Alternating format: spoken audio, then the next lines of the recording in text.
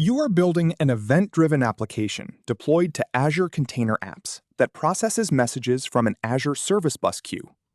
To minimize costs, you must ensure that zero compute resources are utilized when there are no messages in the queue. Which two configuration steps should you take? Option A, set the maximum replica count to a higher threshold. Option B, configure the scaling policy to permit scaling down to 0 active replicas. Option C, implement a CADA, or Kubernetes Event-Driven Autoscaling rule that tracks the queue length. Option D, activate scaling based on HTTP ingress concurrency.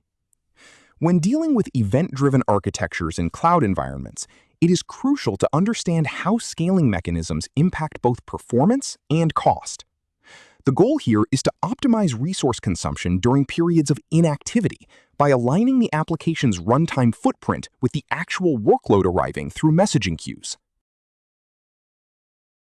I believe the correct answers are option B and option C. Scaling down to 0 is essential for minimizing costs because it allows active replicas to terminate completely when the system is idle, resulting in 0 compute usage.